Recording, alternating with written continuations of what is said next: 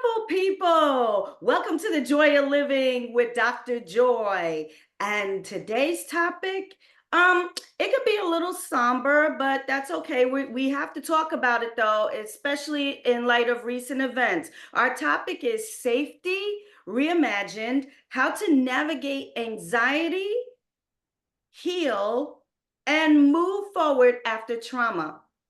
And my guest, Felicea Deloche, is going to talk to us about that.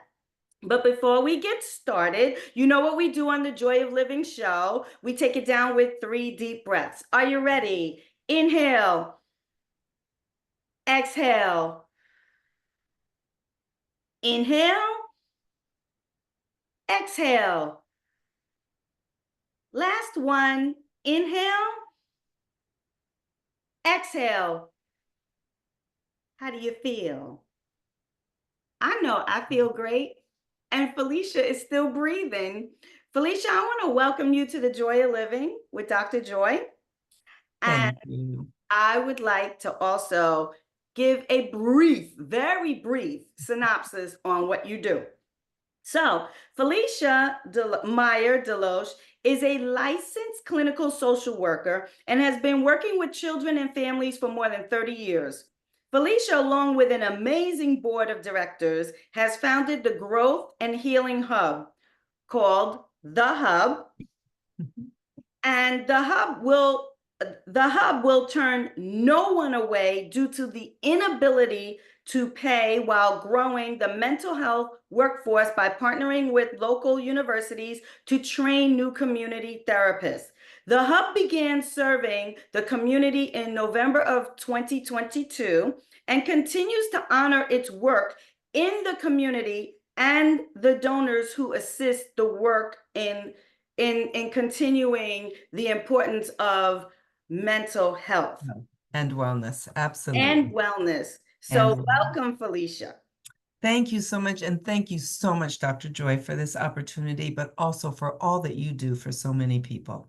Oh, well, thank you. And you are very welcome. This is my passion, just like the hub is yours. So let's jump into it and talk about a recent scenario that happened, a recent situation that's going to kick this off. So on September 4th of 2024, a shooting at Apalachee High School in Winder, Georgia, resulted in the deaths of 2 students and 2 teachers, while 9 others were injured.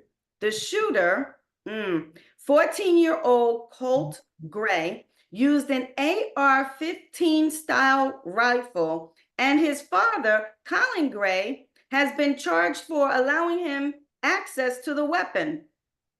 The shooting prompted a swift response from law enforcement, aided by the school's recently implemented panic alert system. The incident has sparked renewed debates about gun control, school safety, and parental responsibility for firearm access.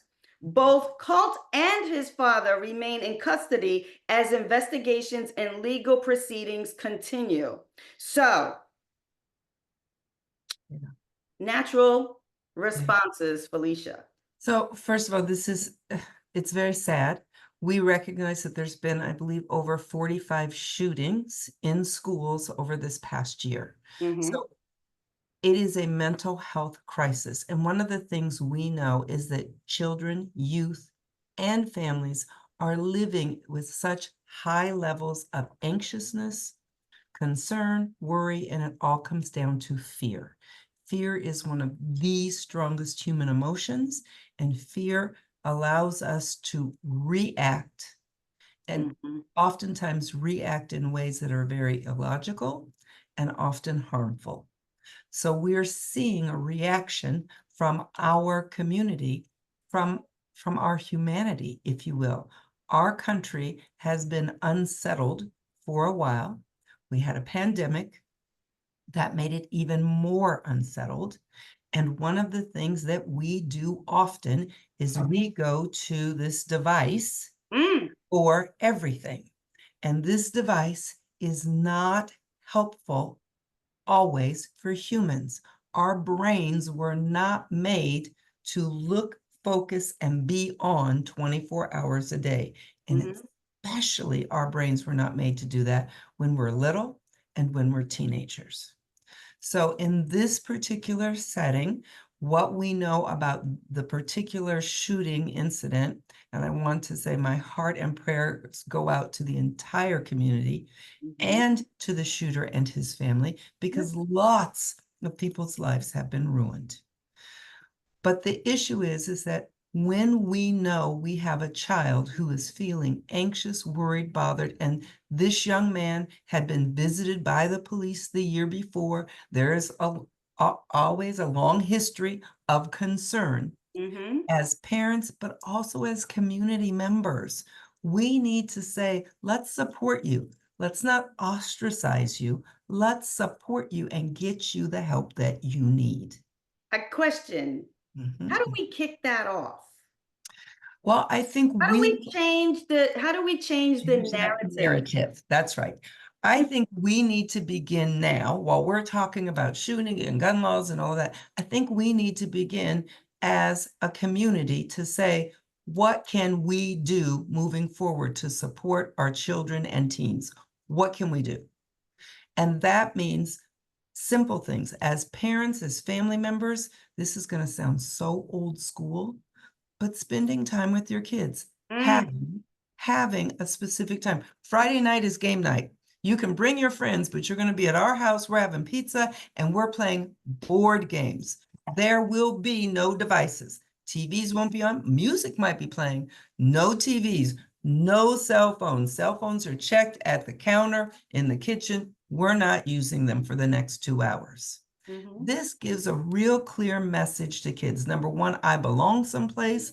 Number two, I can survive without this.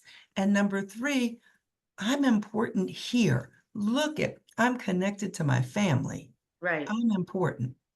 So corny, old school type of things like that, planning to spend time with your children.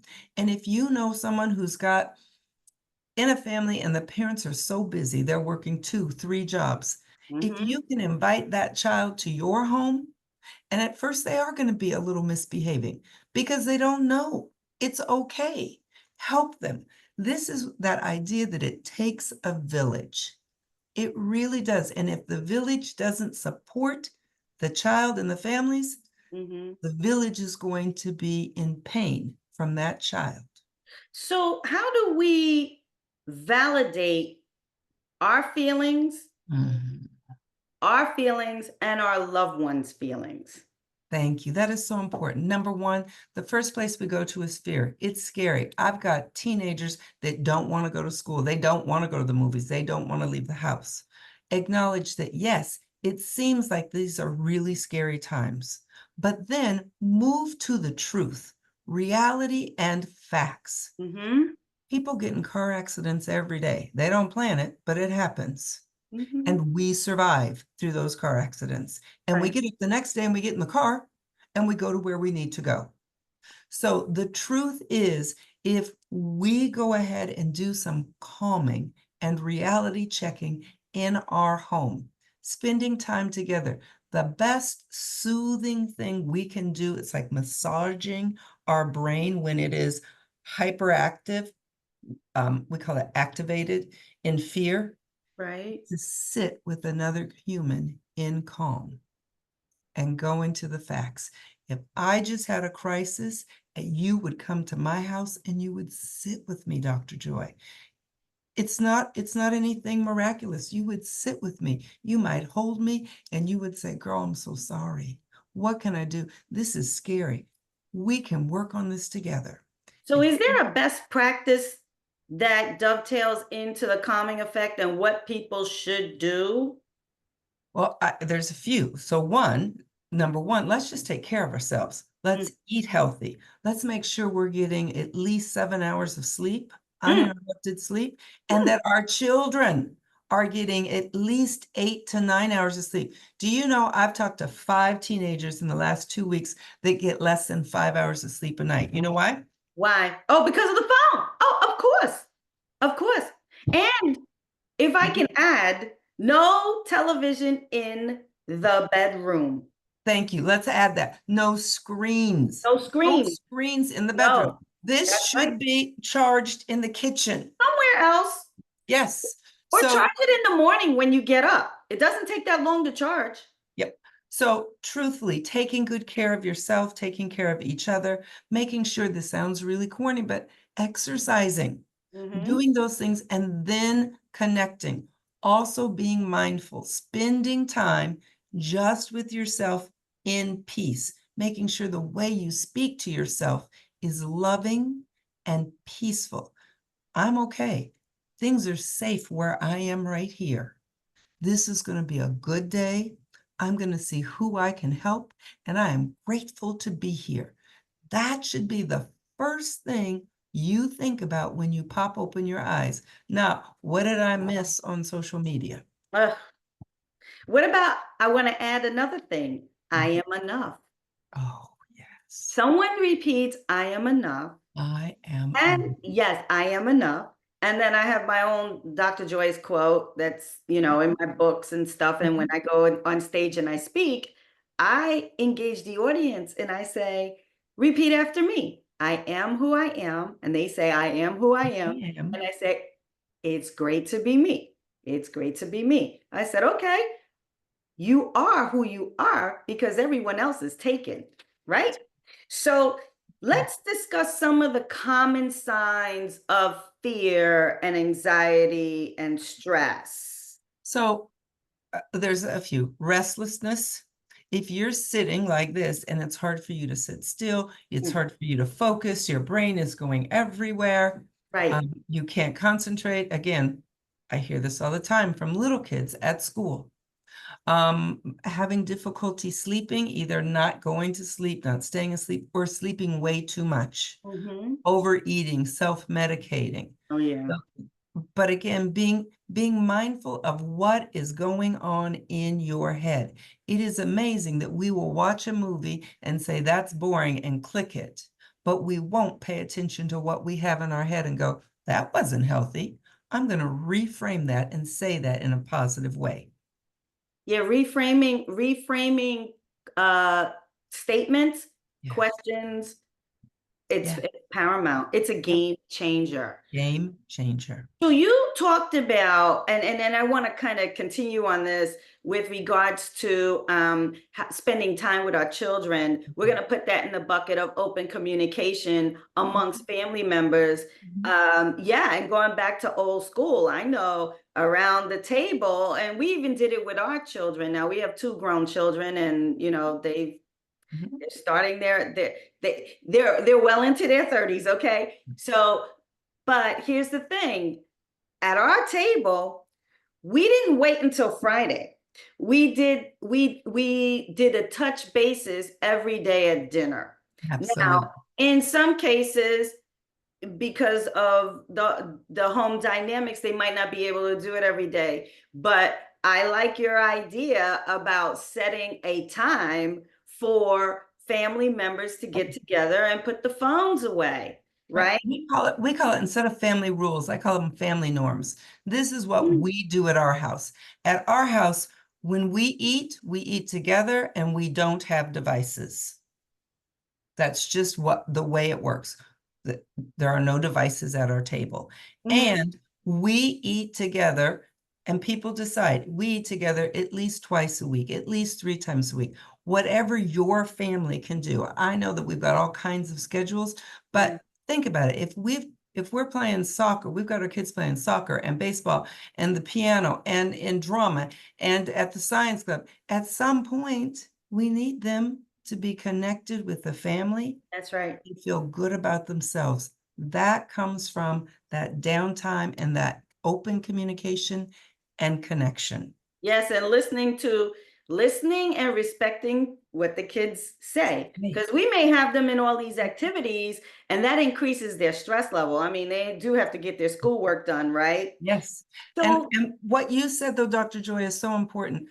We can begin how we can help our community grow is by looking at what we're doing at home.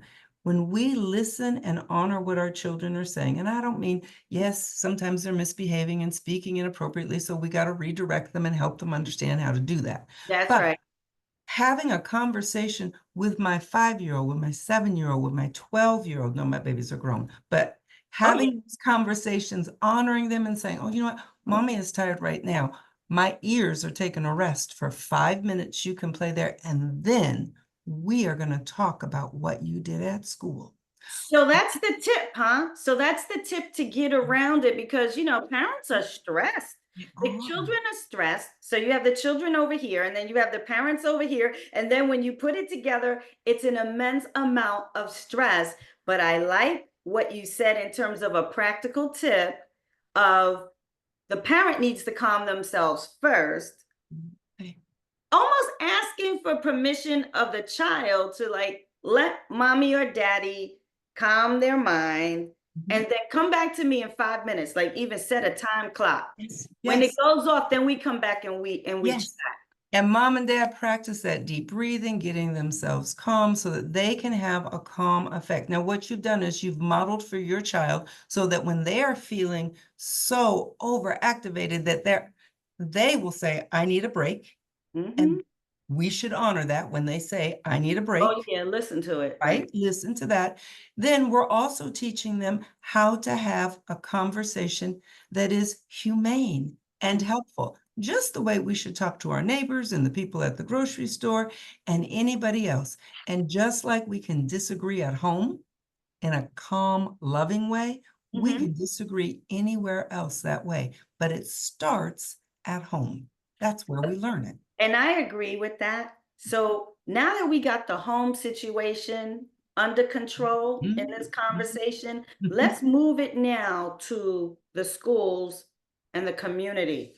So, would you share your thoughts on how schools and communities can also have safety protocols that provide a sense of security for everyone in the school, the students and the staff? Right. And I'm a former educator. I was a special education teacher for over 20 years. So the schools are one of the most important places for children besides home because they spend so much time there. So talking to our children, both at school and home, about this is what we do if there's a concern or worry, just like what we do for fires. We have a fire drill. We have a protocol for that. What do Right, we do? I'm from the West Coast. We used to have tornado drills. You had to get underneath the desk in case something was going to fall. right. So it's not, we are practicing and show the kids this is where the fire extinguisher is. This is so that we know what to do in case of an emergency. And sadly, active shooting drills are another thing that we do Mhm. in case of an emergency. So I'm going to bring up social media again. I know No, you it's my favorite. you kind of you rolled your eyes, but My that's favorite. fine. But we're going to talk about It's it. good. So, what would you put in place or suggest to put in place with these school administrators with regards to social media or Well, access to social media? so it's difficult because schools they can't really monitor all of that. Think about all the children and who would do that. That Right. is truly our parents' job, and we really should be monitoring that. But questions, if a child brings to a school official, any school official, the custodian, it doesn't matter, they all should be trained in safety for children. If they say, you know what, Johnny keeps saying I should die. That needs to be given to an Ding, ding, ding. administrator. Parents need to know. And even if Johnny's kidding, because that's something he got off the cartoons, we all need to talk about it. Not in a way that is accusatory, but we need to go to Johnny and say, Johnny, tell me what's going on. We have social workers, psychologists, counselors in schools, have access to schools. We've got to alert them and say, here's Barbara Ann, who now we need to talk to her because she needs to feel calm and safe coming to school. Right. And we need to talk with Johnny. And again, not Johnny's parents. What's the matter with you? Why do you have him? Sometimes it really is, we just need to talk about what's appropriate and modeling what's appropriate for Johnny so he knows, oh, I shouldn't do that. Put the parents on the defensive too, because it's all about tone and delivery. Right, So right, we want to embrace them and pull them in. right. So let's talk about positive mindset. I love that. Yes. Can you share some great activities that promote positive mindset? So again, for children, grown-ups, we can play this game. I ask them, what do you think about this? If somebody threw the ball and it hit you, what would you think? Mm. And kids will respond. It's really interesting. I'm so stupid. Why didn't I move? Really? Is that helpful? Are you stupid? So we have a whole conversation about that. Are you stupid? Who said you were stupid? What does stupid mean? So we have a whole conversation. I don't just say, you're not stupid. That doesn't help. That makes me think, of course I am. So then after we have that conversation, then I say, what about this? What if we say, oh, I'm going to move out of the way and tell my friends I'm here. Kick the ball over there. Now we're advocating for ourselves. We're remaining friends. Mhm. And we're saying positive things about ourselves so that we're growing in love. Right. Love sounds so corny to people right now, and it is truly the antidote for everything. If a child feels loving about themselves, their environment will seem loving. That's If true. we respond to them with love, they will respond back with love. So with with the active shooter that was in Georgia, Mhm. if we were to peel the onion back, it's all stemming from the home. Well, again, oftentimes, yes, you and I have raised children, and our children at times misbehaved, and I thought, where did that come from? And Yeah, right? I would try to blame it on the dad, their dad. And it's like, hey, that he got that from you, then you didn't get that from me. So we can tease. But oftentimes, yes, I mean, the majority of time that children spend are in two places, school Mm-hmm. and home. So if home has some upheaval, one of the things I think I briefly read is that the parents had some disagreements and had some issues. So remember, as grown-ups, there's some stuff that our kids don't need to know.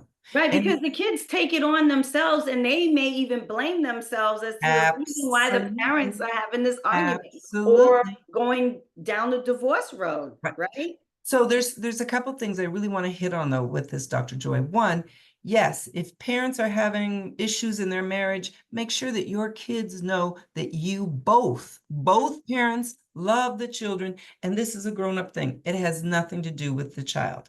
Second, check in with your child and see how they're feeling. And it may be that they need someone else to speak to. Yep, I think everybody should see a therapist. I'm a therapist. I think that. But start with I agree. grandma or auntie, whoever you have, and then talk to the schools proactively. But Right. also the flip side, people will say when there's been an active shooter, that shooter was so bullied. He used to get bullied every day. He sat by himself. You didn't see him at school. A community.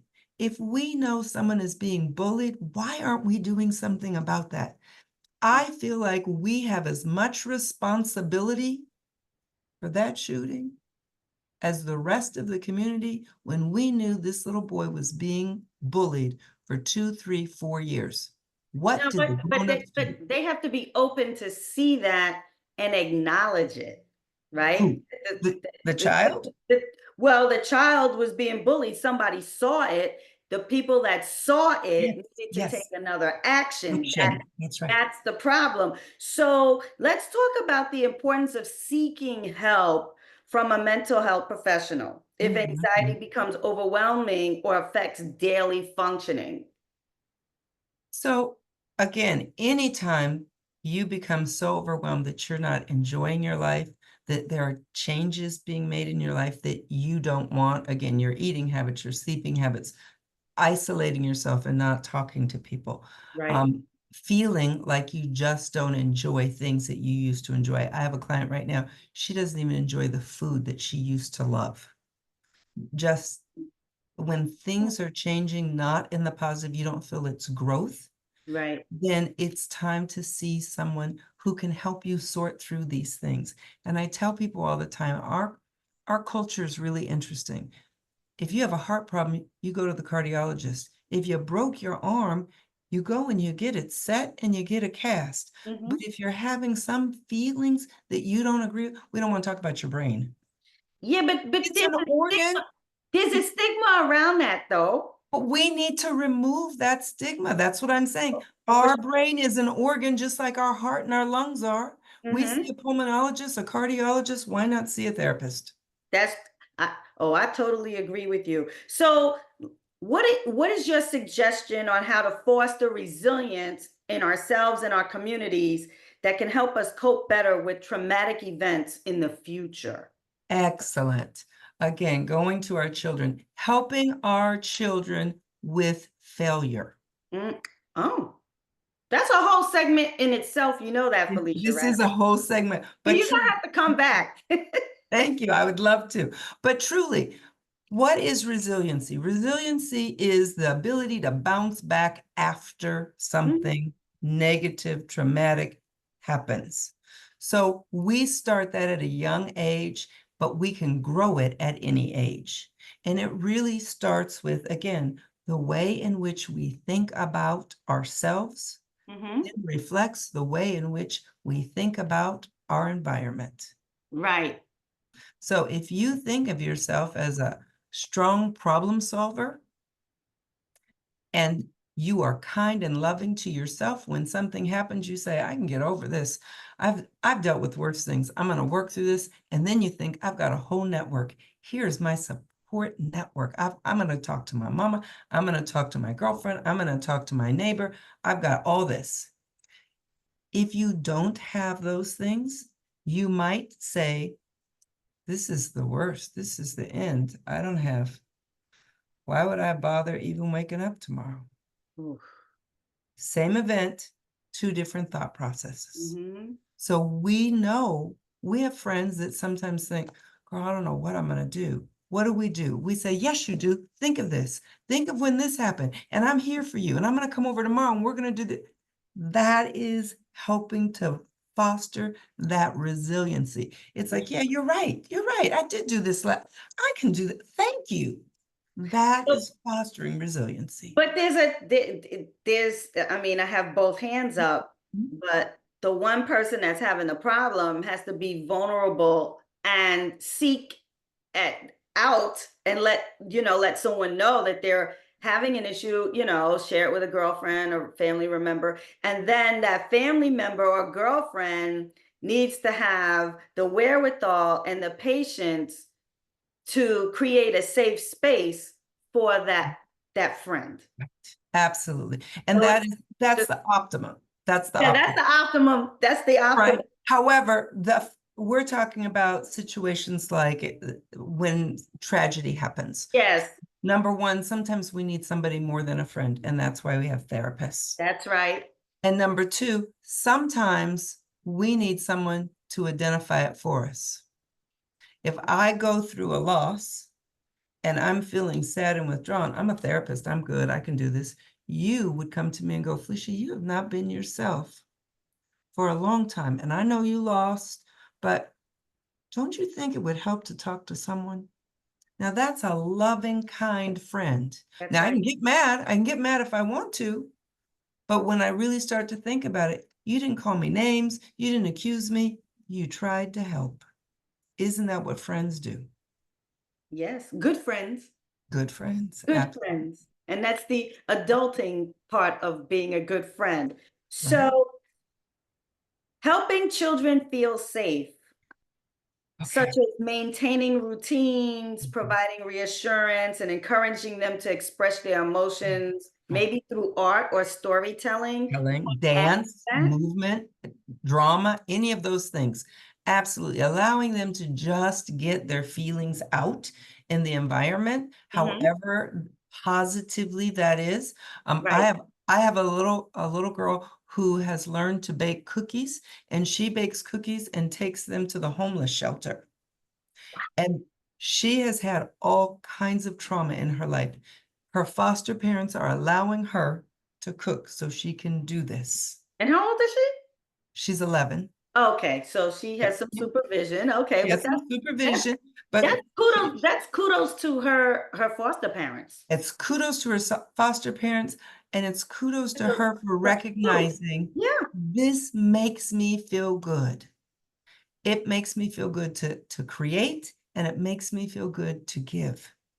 Mm-hmm. So when she goes to school, she doesn't look like she's depressed. She doesn't look like she's withdrawn. She doesn't feel that she's not connected. She comes in, she tells people all about this, and she's made up surveys for her class to ask people what would be the best cookie to make. Wow. So again, allowing this creativity. But what we also need to know is, as you said, the routine, but speaking truth to our children. Our home is safe. You are safe here. And school is as safe as it can be. And there are people there to help. I always speak the truth. I'm not going to say nothing's going to happen. I, I'm not God. I don't know. But I am going to say right now, we are safe. Your school is safe. And look, you have security officer. You want me to go up with you and we'll meet him? He's Mhm. there every day. I see him when I let you out the car. He is there. Right. You have, you don't really know the principal very well, but you know that assistant principal, you talk to her every day. She's at the front door when you walk in. So ask her when you walk in today, are you safe? And see what she says. Give your children permission to advocate Mm. and express their feelings with others, but empower our community to be safe places for our children. Don't have the children hearing that school, they don't know what they're doing. They're crazy. They're not helping anybody. Well, Ye- how are they going to feel safe going there? That's right. That's right. And the kids may not have a choice but to go to that particular That school particular that's in school. their community. Yes. And you So said all this. we all have a job to do. You, So Felicea, I want to now talk specifically in the last minute that we have about the Growth and Healing Hub okay. and what you offer, how many people are there, what initiatives you have going on, and how can Excellent. people reach Ah, you? I know thank it's like five-part question, that but part. you know how I And am. 1 minute, 1 minute. So here's what I'll tell you. We're the Growth and Healing Hub, we call this the Hub, is a nonprofit mental health clinic for children, youth, young adults. Young adults is one of the largest populations who are experiencing self-harm and suicidality, and Mhm. families. And what it means by being a nonprofit is that we will turn no one away due to inability to pay. Now, is So this a certain area though? so we're in Northern Virginia, Alexandria, Fairfax, Virginia. We can see people anywhere in Virginia. You come to us. In DC, Maryland, they come to us. We Oh, can see you in Virginia. Virtually, we can see you as long as you reside in Virginia. okay. So there's that part. We also are a training facility because we knew before COVID that we had a shortage of clinicians. So our clinicians are resident clinicians. They are supervised. They are passionate, awesome, and excellent at what they do. We are trained for trauma. We are trained to work with families. And right now we're doing community work as well as our in-office work. So that means that we go out and do community education, we work in the schools as well as in our office. But what we need is, we need, of course, our clients to come. We're in Northern Virginia, Fairfax, Alexandria. But we also need donors because by turning no one away, that means that children come if their parents can't pay the whole copay. I have a dad who has 3 daughters, wonderful family. He has insurance. His copay is $50. That's $200 a week. He can't afford that. He Right. pays us $40 a week. So I still have to And pay you still got to my make up the difference because you still have the clinician, staff to keep the pay. lights on. You have to keep the lights on. Yep. So So how can people get in touch with you? they can go to our website, www.g ANDH, growthandhealing.org.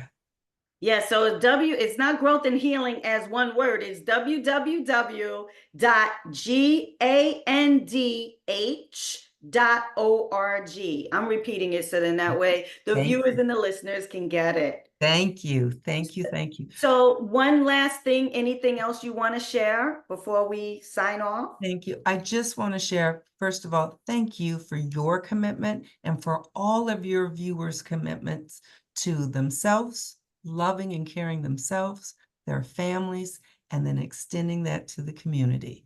And when we love each other as a community, we grow and we thrive. Yes, we do. Felicea Meyer Deloach, much continued success with the Growth and Healing Hub. And thank you for being a guest on The Joy of Living with Dr. Joy. Thank you, my sister. Love you. Love you too. Until next time, be blessed, stay healthy. See ya.